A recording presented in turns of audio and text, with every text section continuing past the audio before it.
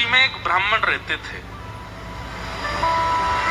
बहुत साल बाद मुझको ये कथा याद आई है। मैंने शायद अपनी पहली कथा में ये कथा सुनाई थी, अपने जीवन की पहली कथा में ये कथा सुनाई थी, उसके बाद अब याद आ रही है। काशी में एक ब्राह्मण रहते थे।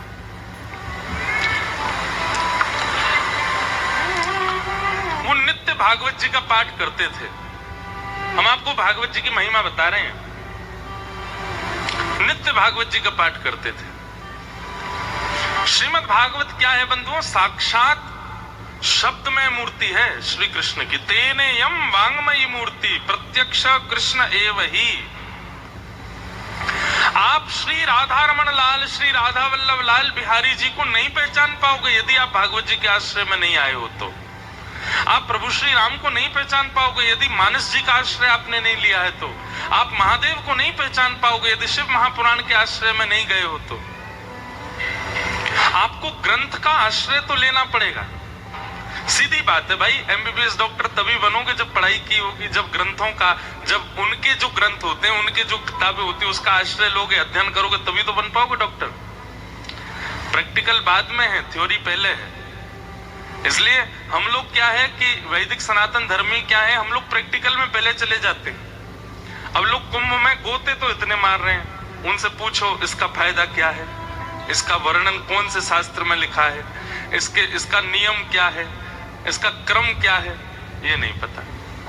थ्योरी पढ़ी नहीं, सीधे प्रैक्टिकल में चले गए, लाभ नहीं मिलेगा। हमें बहुत संवेदना है और हृदय में बहुत पीड़ा भी है कि इस बार मौनी अमावस्या पर जो महाकुंभ में जो हुआ, जो भी अव्यवस्था हुई,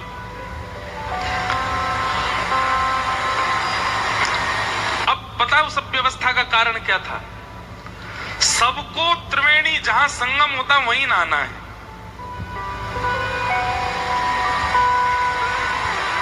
ऐसी विचारधारा हमारी क्यों है कि हर की पौड़ी की गंगा जी ही सिद्ध हैं। कानपुर के घाट पर अगर नहा लिए तो वहां गंगा जी में वो भाव नहीं आएगा।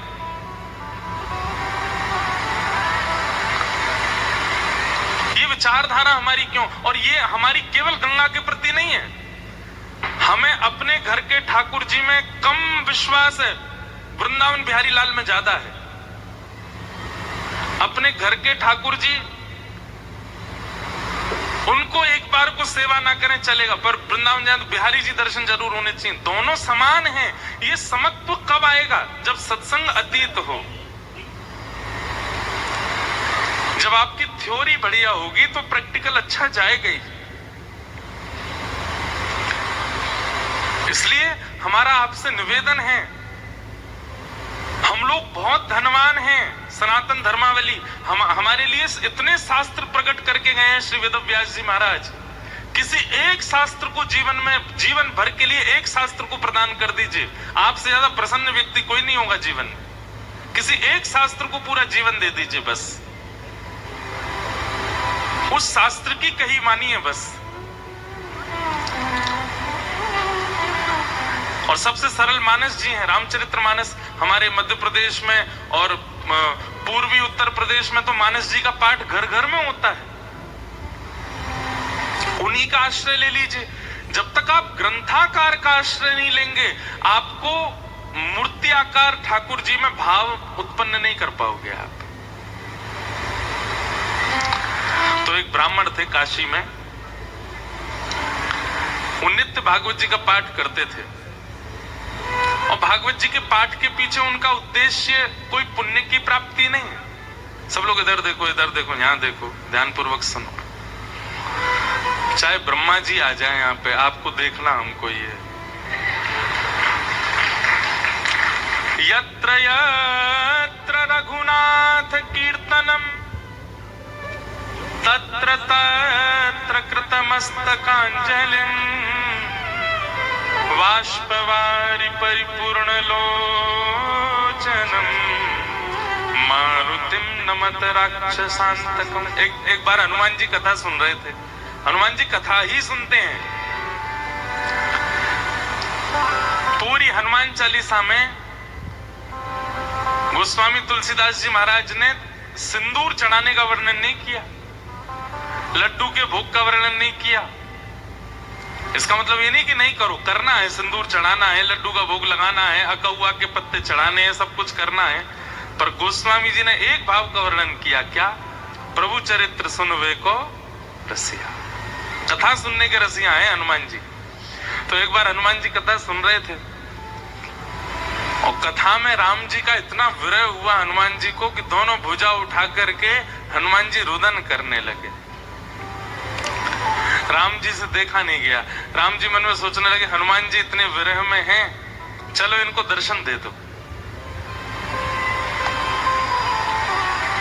और राम जी महाराज तुरंत कथा में प्रकट हो गए और विरह आतुर हनुमान जी के कंधा पे हाथ रख करके और ऐसे उनको कहने लगे, अरे पवन पुत्र, अरे श्री हनुमंत लाल, देखो मैं आ गया।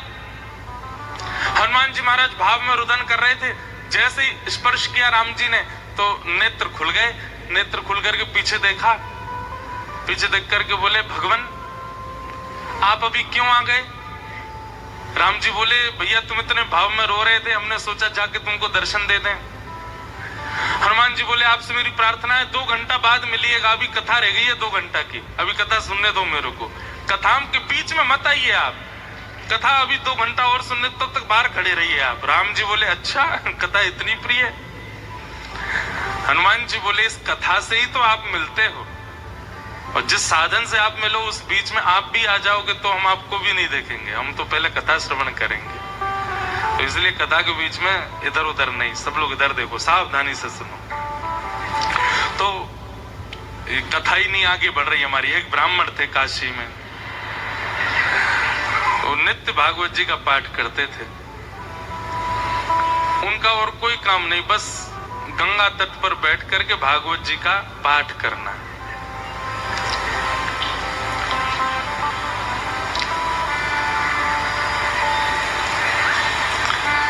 धीमे धीमे उनकी आयु बढ़ने लगी। एक दिन परिवार के सब लोगों ने कहा, भैया ये कोई इनका काम धंधा शुरू करा दो, पूरे दिन पाठ करते रहते हैं भागवत जी का। और पाठ भी किसी व्यक्ति के लिए नहीं, अगर कोई उनको दक्षिणा भी देता था कि पंडित जी हमारे यहाँ पाठ कर दो, तो उसके यहाँ पाठ करते थे, वो उसका पाठ, फिर उसके बाद अपना पाठ अलग करते, अपने लिए करते थे। वो उसके पीछे उनकी कोई कामना नहीं थी, निष्काम भाव से करते थे, नित्य पाठ करते। तो एक दिन घर के लोगों ने सबने कहा कि इनका ब्याह कर दो, ये करते धरते तो कुछ है नहीं, पूरे दिन पाठ में ही लगे रहते हैं, इनका ब्याह कर दो, पत्नी घर आएगी, अकल ठिकाने आ जाएगी। और सब घर के लोगों ने वो ब्राह्मण देवता का ब्याह कर दिया। पत्नी आ गई। कुछ दिन बाद पत्नी को भी पता लगने लगा कि ये कोई काम धंधा नहीं करते हैं, पूरे दिन केवल भागवत जी का पाठ करते हैं। बहुत प्रयास किया, लेकिन उसके बाद वो भी हार गई कि ये करेंगे नहीं, कहीं काम नहीं कर सकते, ये तो भागवत जी में ही लगे रहेंगे। तो आपत्तिकालीन गृहिणी परीक्षा, हमारे शास्त्र क्या करते हैं कि घर में आई हुई आपत्ति के समय घर की गृहिणी की परीक्षा होती है। क्षमा कीजिएगा, घर में आई हुई आपत्ति के समय यदि गृहिणी ही हाथ खड़े कर दे तो फिर आपको ब्रह्मा भी नहीं बचा सकते। लेकिन घर में यदि कोई आपत्ति आ जाए और घर की नारी, घर की गृहिणी, यदि वो अपना बल साध ले, वो ना टूटे, वो ना विचलित हो, चिंता मत कीजिएगा, आप उस संकट के सागर से निकल जाओगे। ये वेद प्रमाण है, ये शास्त्र प्रमाण बात है। इसलिए माताएं बहनों को एक बात हम कहें कि पति के ऊपर, बच्चों के ऊपर, परिवार के ऊपर कितने भी संकट आए, बाकी समय आप भले कितने भी आंसू बहाओ, लेकिन घर में आए हुए संकट के समय आप बस थोड़ा सा मजबूत हो जाइए, आपकी मजबूती से पूरा घर संभल जाएगा। आपत्तिकालीन गृहिणी परीक्षा।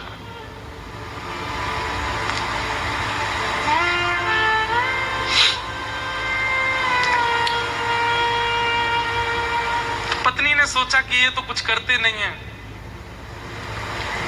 आगे हमारा वंश बढ़ेगा, बच्चे होंगे, कैसे चलेगा परिवार।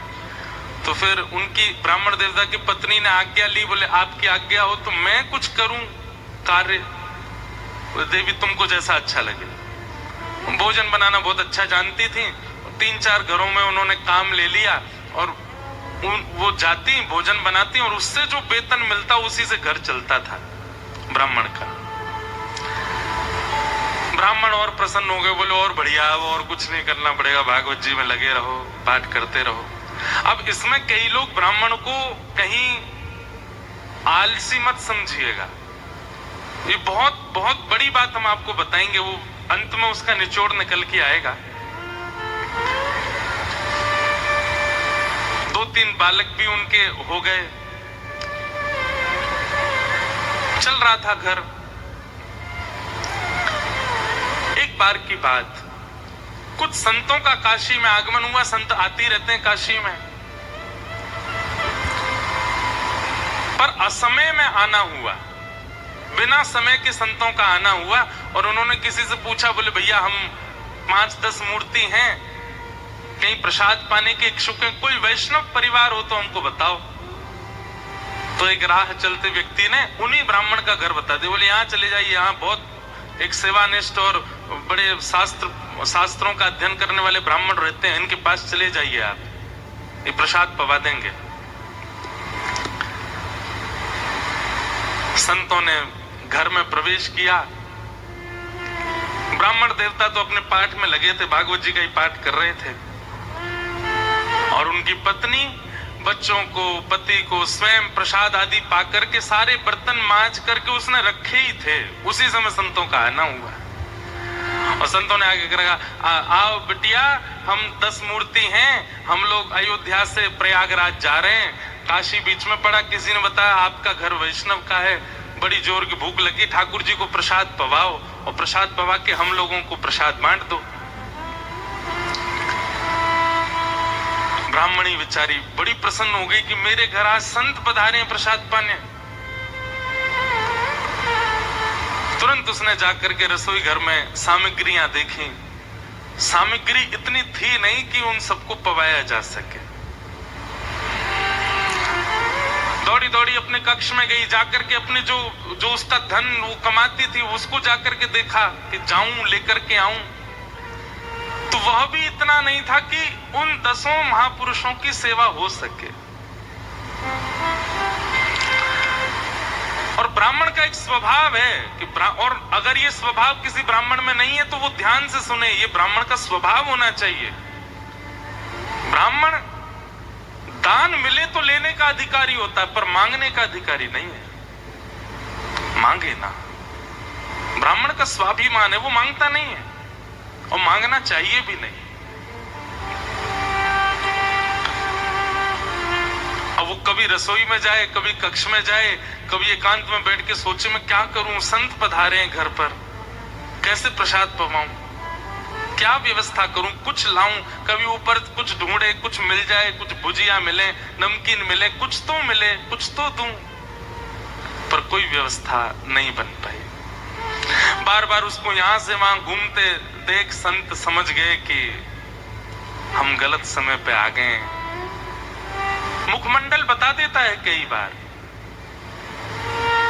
और वे सब संत अपने अपने आसन लेके उठ गए, चिमटा कमंडल लेकर के, बिटिया सुनो सुनो सुनो सुनो, हमको ना प्रयाग पहुंचना है, विलंब हो रहा है, फिर आएंगे, अपना ही घर है, क्या दिक्कत है, तुम आराम करो, हाँ हम जाते हैं। और वो ब्राह्मणी के मन में वही आ रहा था, जब ये कक्ष मेरे घर में घुसे, इन्होंने घुसते ही क्या कहा था कि हम बहुत भूखे हैं, ठाकुर जी को भोग लगा के प्रसाद पवाओ, और ये भूखे ही जा रहे हैं और मैं कुछ नहीं कर पा रही। नेत्र सजल हो गए उसके, अत्यंत पीड़ा में आ गई। आज तक तो अपने पति से कुछ कहा नहीं था, पर आज कक्ष में प्रवेश करके ताम्रवर्ण आंखों का हो रहा था और बस चिल्लाने लगी, बोले तुमसे ब्याह किया मैंने, आपने जैसे चाहा वैसे रही मैं, आप नहीं करते कुछ तो घर घर जाके प्रसाद बना करके घर चलाती हूं मैं मैं भूखी रह जाऊं, बच्चे भूखे रहें, आप भी भूखे रह जाते हैं, तो भी इतनी पीड़ा मुझको नहीं होती है। पर आज संत पधारे थे हमारे यहाँ, महापुरुष पधारे थे हमारे यहाँ, कल्पवासी महात्मा आए थे हमारे यहाँ। वो अभागा दुर्भाग्यशाली घर है जहां से संत भूखे चले जाते हैं, निराश चले जाते हैं, और आप पूरे दिन ये भागवत जी में लगे रहते हो। अगर ये भागवत कृष्ण है, अगर ये भागवत नारायण है, अगर ये भागवत साक्षात भगवान है, तो इन भागवत जी से कम इतनी उम्मीद तो हम रख सकते थे कि हमारे घर से संत भूखे नहीं जाते। क्या दिया भागवत जी ने हमें?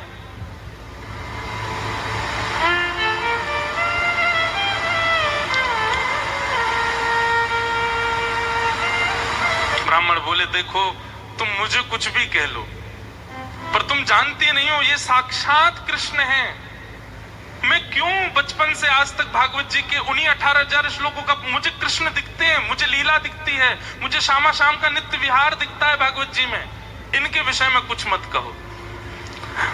ब्राह्मणी को और गुस्सा आ गया, भागवत जी की पोथी उठा करके और ब्राह्मण की गोद में पटक दी। बोले, सुनिए, ये उठाइए भागवत जी और निकलिए, मैं अपना घर चला लूंगी, अपने बच्चों को पाल लूंगी। आप जिस समय भागवत जी को त्यागने का संकल्प ले लें तब लौट करके आइएगा।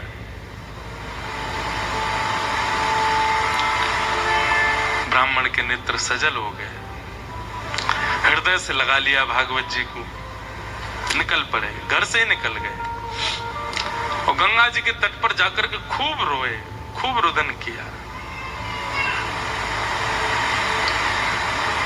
हे भागवत महापुराण, हे साक्षात शब्दमय कृष्ण, मेरी अभागा पत्नी है, वो आपके रूप स्वरूप को भी पहचानती नहीं है, पर हे करुणा निधान, आप कृपा करो।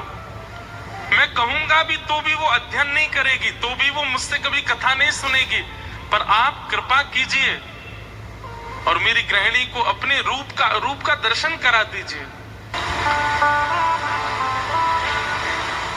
प्रबल प्रेम के पाले पढ़कर हरि को नियम बदलते देखा, अपना मान टले टल जाए, पर भक्त का मान न टलते देख। हमारे ब्रज के श्री बिंदु जी महाराज, उनका ये भाव है, प्रबल प्रेम के पाले पढ़कर हरि को नियम बदलते देखा, अपना मान टले टल जाए, पर भक्त का मान न टलते देखा। इतने में ही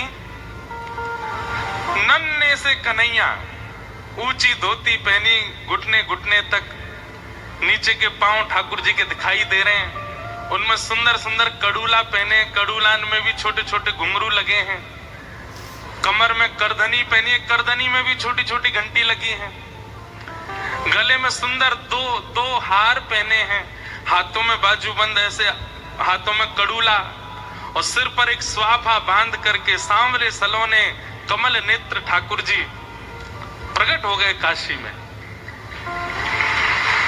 लेकिन ब्राह्मण को नहीं दिखे अभी, बस कहीं हो गए प्रकट, और प्रकट होकर के एक डलिया उठा करके सिर पर रखी, और महाराज जैसे कोई बालक कुछ बेचने के लिए जा रहा हो, ऐसे ठाकुर जी उस डलिया को लेकर के ब्राह्मण के घर जा रहे हैं।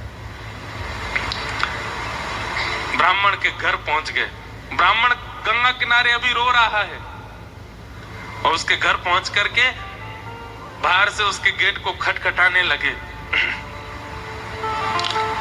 ब्राह्मणी निकल करके बाहर आई, जैसे ही दरवाजा खोला, सांवरे सलोने नंद नंदन, अब वो क्या जाने की है नंद नंदन, बस उसको तो ये दिख रहा था कोई किसी मैया का सुंदर सा बालक है, श्रृंगार करके डोला गली में।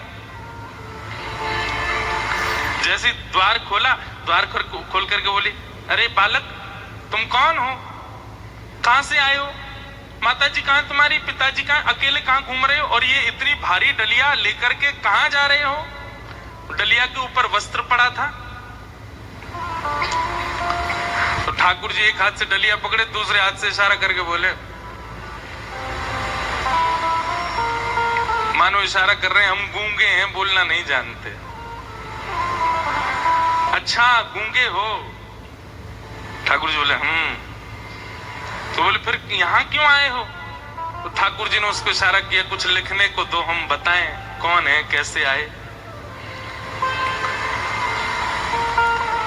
डलिया उठा करके ब्राह्मण देवता के घर के भीतर रखी और पर्चा लेकर के उस पर सुंदर लेखनी लिख करके और मोड़ करके ब्राह्मणी को दे करके और तुरंत ठाकुर जी पीछे मुड़े चले गए। ब्राह्मणी पत्र पढ़ने लगी, इतने तो ठाकुर जी वहां से अंतर ध्यान चले गए। अब ब्राह्मणी देखती रही, दूर दूर तक ठाकुर जी दिखे नहीं। क्या लिखा था उस पत्र में?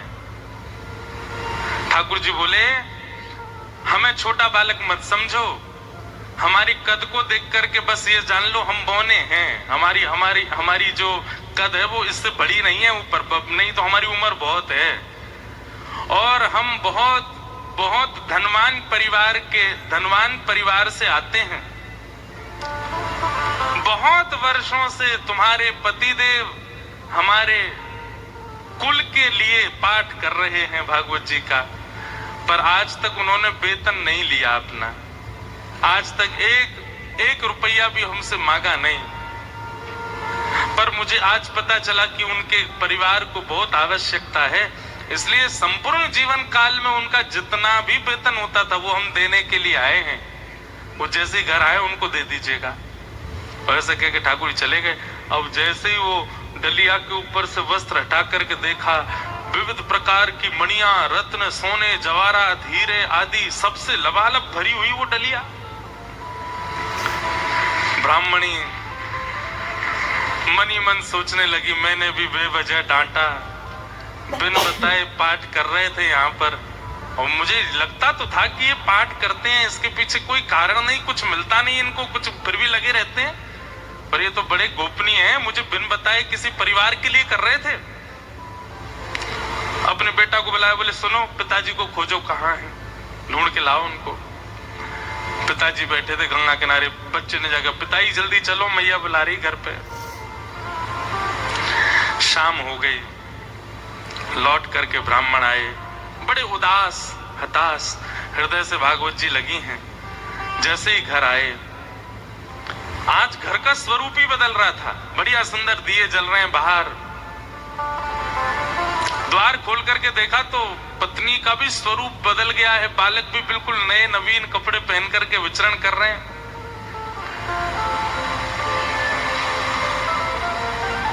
जैसी पतिदेव को आते देखा, ब्राह्मणी ने तुरंत आरती की, जल आदि छिड़काव करने लगी, खूब बलियां लेने लगी। पतिदेव बोले ब्याह के बाद पहली बार इतना हमारा पूजन हुआ है, ऐसा क्या हो गया जो इतना पूज रही हैं हमको? देवी एक घर की रौनक, हमको डांटने से फटकारने से घर की रौनक बढ़ गई तुम्हारी? रोज ही डांट दिया करो हमको। ऐसा क्या हो गया जो आज इतना सब कुछ मंगल, बच्चे नए वस्त्र पहन के घूम रहे हैं, आप बढ़िया साड़ी पहन के, ये कहां से इतना सब कुछ आया? हाथ पकड़ के बोली, बोले आज तुम्हारी चोरी पकड़ी गई है ना, वहीं से मिला है ये सब कुछ। ब्राह्मण देवता बोले मेरी कौन सी चोरी? बोले चलो दिखाती हूँ। भीतर जाके कक्ष में बिस्तर पर ये सब रत्न पड़े थे। ब्राह्मण बोले देवी ये कहां से आया इतना सब कुछ? बोले कहां से आया, ज्यादा चतुर मत बनिए, आपका गूंगा मालिक आया था। ब्राह्मण देवता बोले गूंगा मालिक? मेरा गूंगा मालिक कौन?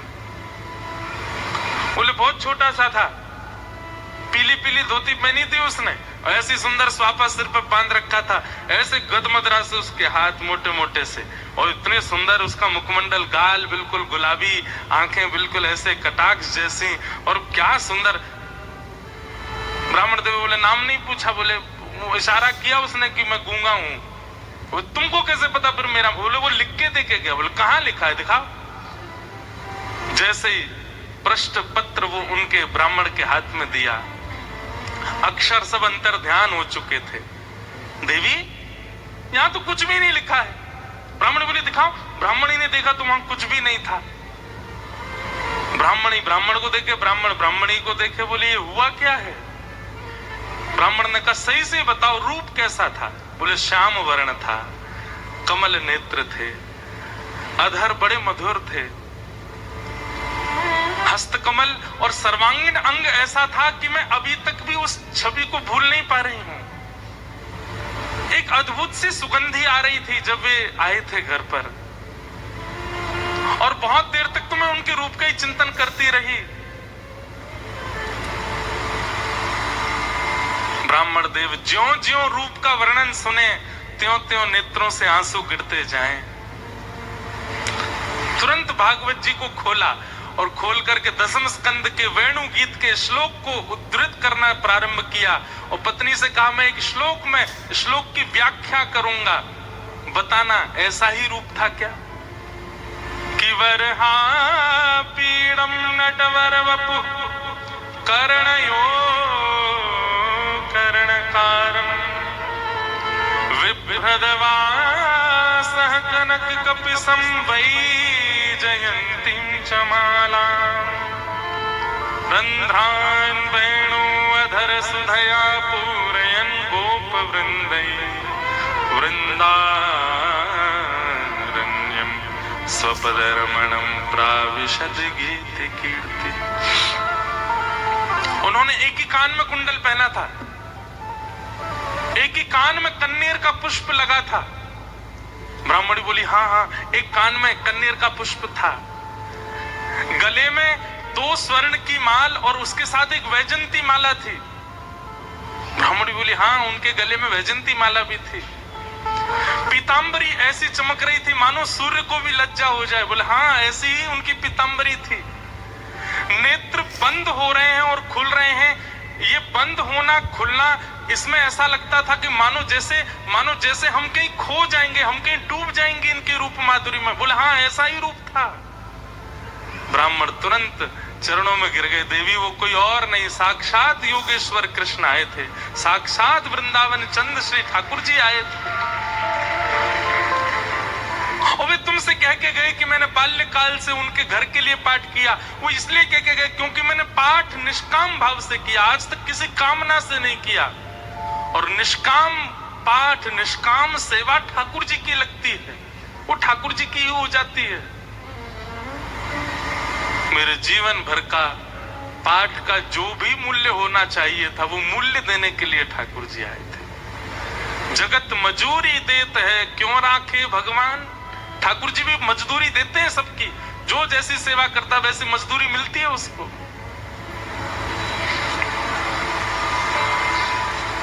ब्राह्मण आनंदित हो गए, और उसी काल से वो ब्राह्मणी भी जीवन यापन के लिए कार्य तो करती, पर भागवत जी की साधिका हो गई और नित्य भागवत जी का पाठ करने लगी।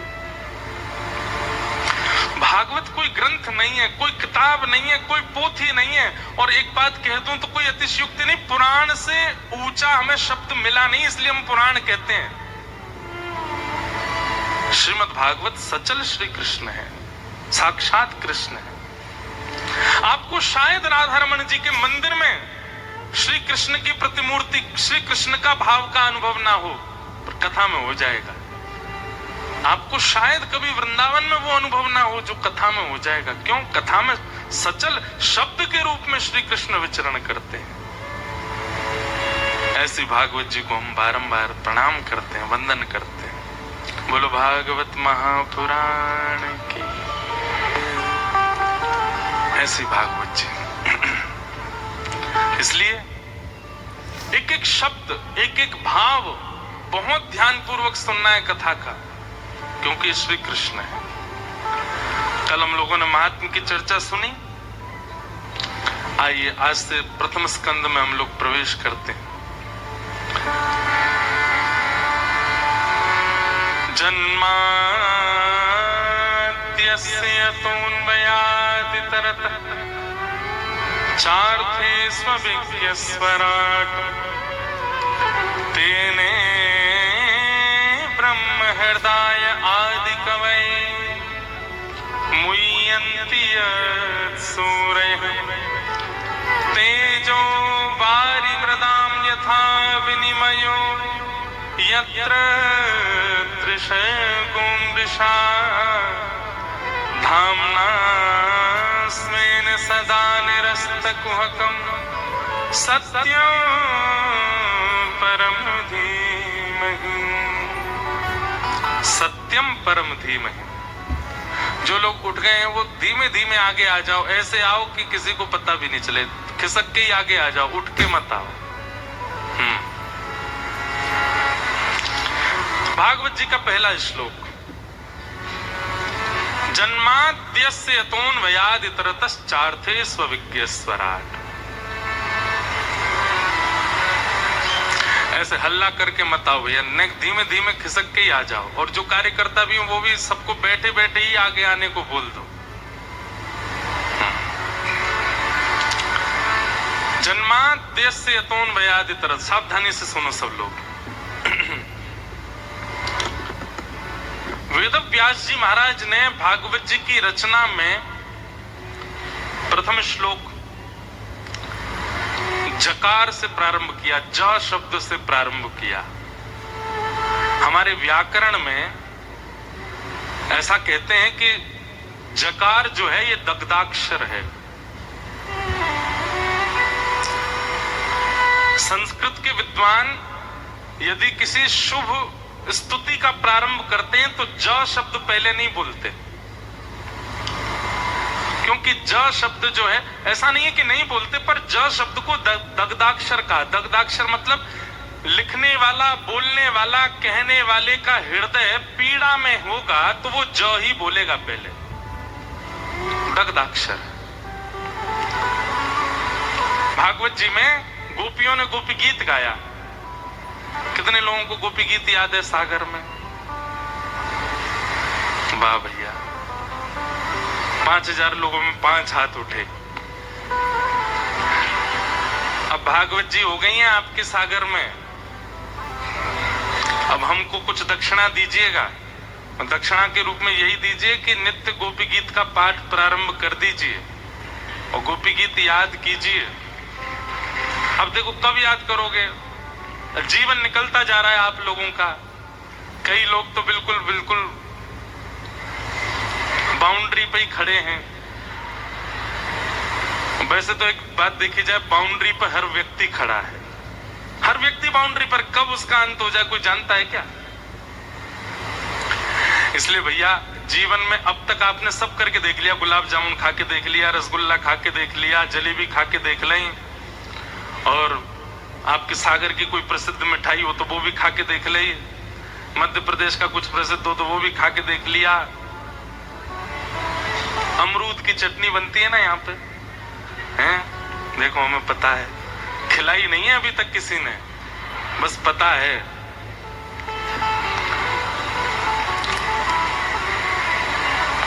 हम आए हैं दमोह में कथा हुई थी कुछ वर्ष पहले, वो आयोजक भी आए हैं आज बेचारे कथा में, जो दमोह में कथा कराए थे।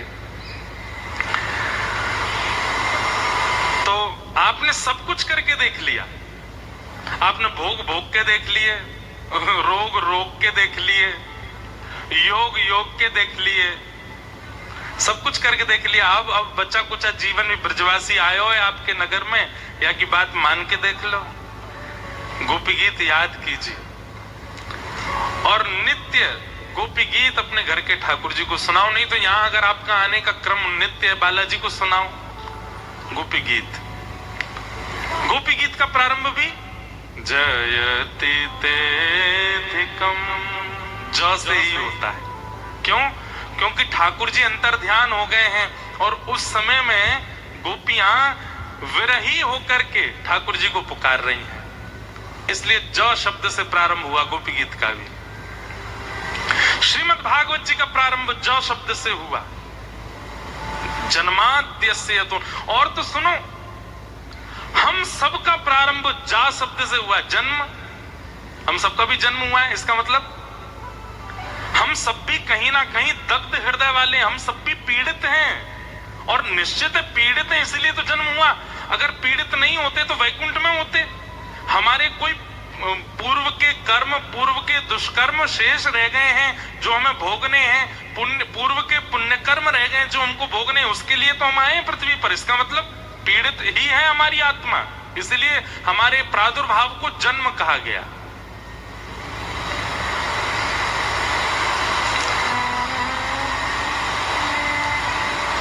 जौ शब्द से प्रारंभ संस्कृत के रूप में तब किया जाता है जब हृदय पीड़ा में हो। भागवत जी का प्रारंभ जकार से हुआ, हमारा प्रारंभ जकार से हुआ, गोपी गीत का प्रारंभ जकार से हुआ। हमारे वृंदावन में जाके पूरी दुनिया भी जकार ही कहती है, जय जय श्री राधे, सब जय जौ से ही प्रारंभ करते हैं। इसीलिए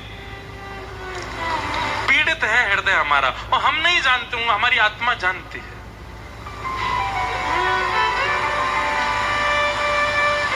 जन्म से हमारा प्रारंभ हुआ है, जन्म से ही भागवत जी का प्रारंभ हुआ है। भागवत जी का पहला शब्द ही जन्म है। जन्माद्यस्य तोन्वयादितरतश्चार्थे स्वविज्ञ स्वराट। बहुत कठिन श्लोक है, मैं जितनी व्याख्या हो सकेगी करूंगा। जन्म से हमारा प्रारंभ, जन्म से ही भागवत जी का प्रारंभ, पर हमारा अंत हमको पता है। हमारा अंत क्या है? मृत्यु। क्या है? क्या है? मृत्यु। पर हमारा अंत मृत्यु नहीं होना चाहिए। हमारा विश्राम कहां होना चाहिए? तो भागवत जी का जो अंतिम श्लोक का विश्राम है वही हमारा विश्राम होना चाहिए। जब भागवत जी के पहले श्लोक का पहला शब्द हमारा प्रारंभ है, तो भागवत जी के अंतिम श्लोक का अंतिम शब्द हमारा विश्राम होना चाहिए। और विश्राम, अंतिम श्लोक क्या भागवत जी का? नाम संकीर्तनम यस्य सर्व पाप प्रणाशनो प्रणामो दुख समनस्तम नमामि हरिम परम। अंतिम शब्द क्या है? हरिम परम। क्या है? हरिम परम। हमारा विश्राम मृत्यु नहीं है, हमारा विश्राम अर्थी नहीं है, हमारा विश्राम चिता नहीं है, हमारा विश्राम हरिम परम, हरि परमात्मा के श्री चरण, वही हमारा विश्राम। वहां हमारा इधरवंश महाप्रभु बैठे हैं मंच पर, इनका विश्राम हरिम परम, श्री राधा वल्लभ जी के चरण। स्वामी श्री हरदास जी विराज रहे हैं, आपका विश्राम हरिम परम। यहां श्रीमद वल्लभाचार्य जी, इनका विश्राम हरिम परम। भक्तिमती मीराबाई, उनका विश्राम हरिम परम। गोस्वामी तुलसीदास जी महाराज, उनका विश्राम हरिम परम। कालिदास का विश्राम हरिम परम। हमारा विश्राम शमशान घाट। हमारा विश्राम हरिम परम क्यों नहीं है? आज लिख लीजिए, कथा सुनने का, कुंभ स्नान करने का, नाम जप करने का, तिलक लगाने का, संत जनों को प्रणाम करने का, पुण्य करने का एक ही उद्देश्य है, हरिम परम, हरिम परम की प्राप्ति होगा। आपके उद्देश्य अनेक रहे हैं। कभी आपका उद्देश्य बहुत अच्छे कॉलेज में पढ़ने का था, कभी बहुत अच्छे स्कूल में जाने का था, बहुत धन कमाने का था, कोई गाड़ी खरीदने का था, किसी कन्या से ब्याह करने का था, किसी पुरुष से ब्याह करने का था, किसी पदवी को प्राप्त करने का था। पर अब आप कथा में बैठे हो और नियमित 7 दिन का संकल्प लेके बैठे हो, तो आपका उद्देश्य बाकी सब किनारे, हरिम परम, हरिम परम। और उस हरिम परम को प्राप्त करने के लिए जो जो आवे, चाहे उसके लिए मुझे अच्छी यूनिवर्सिटी में पढ़ना पड़े, अच्छे कॉलेज में जाना पड़े, खूब धन कमाना पड़े, अच्छा घर बनाना पड़े, पर सबके पीछे उद्देश्य क्या होना चाहिए? हरिम परम। यही कथा का उद्देश्य। आप विवाह भी इसी भाव से कर रहे हो कि पत्नी के सहित हरिम परम। बालक भी इसीलिए प्रकट हुए हैं घर में कि बालकों सहित हरिम परम। आप वकील भी इसीलिए बने हो, नेता भी इसीलिए बने हो, वाइस चांसलर भी इसीलिए बने हो, चार्टर्ड अकाउंटेंट भी इसीलिए बने हो कि हरिम परम, इसके माध्यम से भी, माध्यम सब बन जाएं पर उद्देश्य हरिम परम। आपको कुछ नहीं करना पड़ेगा, सब अपने आप, सब भक्ति में हो जाएगा। आपकी पढ़ाई भक्ति में हो जाएगी, आपकी इंजीनियरिंग भक्ति में हो जाएगी, आप नेता हैं, आपका नेता स्वरूप भक्ति में हो जाएगा, सब कुछ भक्ति में होता चला जाएगा। सब भक्ति में होने का मतलब सब पवित्र होता चला जाएगा। आपका विवाह पवित्र हो जाएगा, सब कुछ पवित्र हो जाएगा। उद्देश्य यदि श्यामा श्याम है तो, उद्देश्य यदि ठाकुर जी है तो, सबसे प्राप्त क्या करना है? ठाकुर जी को, हरिम परम।